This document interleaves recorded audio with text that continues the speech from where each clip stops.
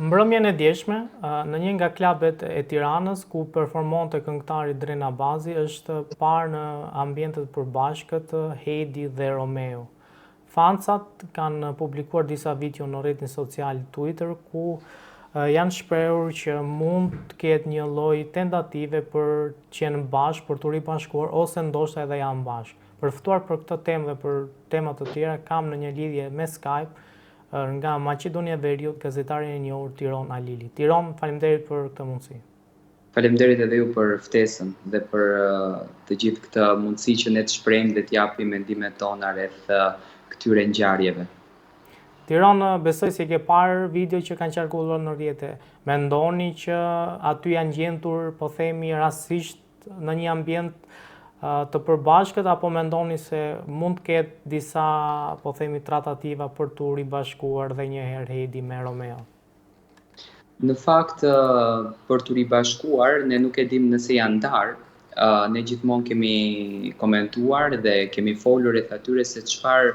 është bërë publike nëpër rrjetet sociale të tyre, konkretisht në Instagram. Marrëdhënia e tyre ka qenë një marrëdhënie shumë e komentuar, të paktën verën e kaluar, dhe tashmë po vetë përsëri në qendër të vëmendjes. Heidi nuk është se ka thënë publikisht se është ndarë me Romeon, por edhe Romeo nuk ka thënë publikisht që është ndarë me Heidin. Do ta jap si përgjigje pak më të gjatë, sepse dua të bëj dhe një analizë të gjërave se si rodhën. Heidi u tha që do të ikte për në Itali dhe më pas u rikthye duke startuar tek emisioni Goca dhe Gra, ku aty në një farë mënyre në përballjen që pati me Bora Zemanin, në këtë rast kunatën e saj, e pam që kishte një lloj ftohtësie mes të dy vajzave dhe u bazua më shumë për ndarjen të Romeos ndaj Heidit, por çuditërisht publikisht Heidi asnjëherë nuk e ka thënë që unë edhe Romeo kemi përfunduar marrëdhënien tonë, por dhe Romeo nuk e ka bërë të njëjtën gjë. Tani, mund të themi që mund të jetë një rastësi, le të themi dhe po, por unë mendoj që ndoshta ato të dy nuk është se kanë ndonjë komunikim së bashku, sepse nuk e kanë hequr akoma njëri tjetrin nga Instagrami, po të hedhim një sy tek Instagrami i tyre, ato vazhdojnë ta ndjekin njëri tjetrin. Ndoshta në marrëdhënien e tyre kanë dashur të ruajnë një shoqëri për të mos taçuar rreth një dashurie, edhe pse vera e kaluar për ato ka qenë shumë e nxehtë. Romeo dhe Heidi kanë vizituar të gjithë plazhet e jugut dhe janë argëtuar pafund, por mendoj që kjo ka qenë një moment që ka qenë pak edhe koincidencë, por ndoshta njëri nga të dy ka shkuar me kastile sepse ka kuptuar që do të jetë tjetri. Edhe në këtë rast më duket pak më e dhëndshme pas Romeos, më duket Heidi duke u bazuar edhe në për poezit që ka lexuar në Goca dhe Gra, por edhe në mënyrat se si Heidi është shprehur për marrëdhënien e saj me Romeon me pak fjalë, do të thënë ka patur një lloj buzëqeshje të butë. Unë mendoj që kjo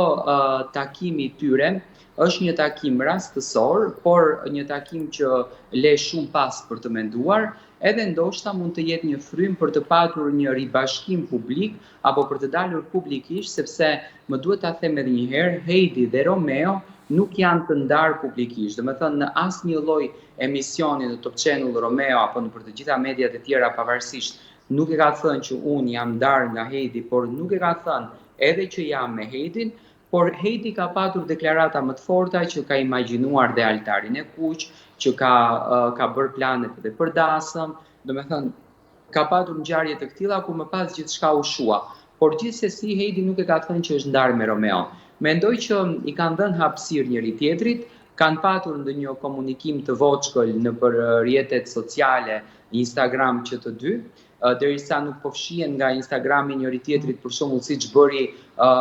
lëvizjen Meritoni dhe Ilnisa, që menjëherë hoqën njëri tjetrin nga Instagrami në ndarjen e tyre. Ka shumë gjëra për të parë në këtë mes, edhe duhet ta kuptojmë pak, artistët shqiptarë përdorin pak të kuriozitetin të publiku për të qëndruar më shumë aktiv. Mendoj që ka qenë rastësi, por rastësi pak e menduar. Dhe unë e kam qejf që Heidi dhe Romeo të kthehen bashkë, sepse ka qenë një çift që vërtet na ka dhënë shumë emocione të forta brenda shtëpisë së Big Brotherit, por edhe jashtë saj. Tiron, parë edhe nga, po themi, karakteret e dy personazheve, si të Heidit po ashtu edhe të Romeos. A besoni që pas nëse ndodh një ribashkim, mund ketë një vazhdim të gjatë që mund të shkojë edhe po themi deri në një fejesë, martesë ndoshta? Pra si e sheh si çift, e sheh afat shkurtër apo afat gjatë? Ato njëherë nuk janë çift fare. E kupton? Do me thënë, tentuan të bëjnë një çift, nuk arritën dot të bëhen, mendoj që janë të dy kokë fort, mendoj që janë natyra që nuk lëshojnë pe fare, Romeo njihet më, do me thënë, jugorët zakonisht e kanë këtë kokëfortësinë dhe janë tipa që inatin e tyre duan ta çojnë deri në fund, janë të vendosur në atë që e thonë, do me thënë, kjo nuk është ofendim, por është kompliment, janë të vendosur. Ndërsa edhe Heidi në shumicën e rasteve edhe brenda në shtëpinë e Big Brotherit, në të gjitha zënkat që kishte me Romeo, nuk është se i merrte shumë afër shpirtit, sepse ishte natyrë që ja linte kohës gjërave. Por unë mendoj që nëse do të ketë një ribashkim, që nuk e besoj në fakt që do të ketë një ribashkim mes Romeos edhe Heidit, edhe nëse do të kishte një ribashkim, mendoj që nga ana e Heidit do të ishte më afat gjatë, sepse Heidi më dukeshte pak më e dashuruar, më dukeshte pak më e dhënë, të paktën duke u bazuar edhe nga fotografitë që nxirrnin gjatë verës së kaluar, do të thënë Heidi ishte gjithmonë në krahërorin e Romeos, edhe e quajti mashkulli i cili ja zëvendësonte pjesën shpirtërore të babait të saj. Kjo është një deklaratë shumë e madhe për një femër ndaj një mashkullit. Por mendoj dhe në anën tjetër që Romeo tashmë ka mbaruar me emocionet e tij ndaj Heidit, edhe mendoj që nuk është ajo vala e dashurisë, ka kaluar shumë kohë dhe nuk ma merr mendja që do të ketë një kthim apo do të ketë dhe një martesë apo diçka të tillë. Dhe nuk besoj fare në këtë drejtim. Edhe pse ju tha që në fakt asnjëherë nuk dim pse janë ndarë, në media, a ka ndonjë arsye, po themi, është folur ndonjë arsye sepse Heidi dhe Romeo pas një vere të nxehtë, siç thatë ju, që në çdo, po themi, moment, çdo ditë kishte një postim, gjithashtu kishte edhe pati edhe një takim, paktën publikisht, Heidi Romeo me prindrit e Heidit. Pra, a dim realisht se çfarë ka ndodhur mes çiftit, pse ata, po themi, i dhanë fund, të paktën publikisht nuk janë më në kuptimin, nuk janë shfaqur më në foto, në postime? Normalisht që ne nuk do të besojmë që ato do kishin dashur ta ruajnë lidhjen privat, sepse një personazh publik nuk mund ta ruajë lidhjen privatisht.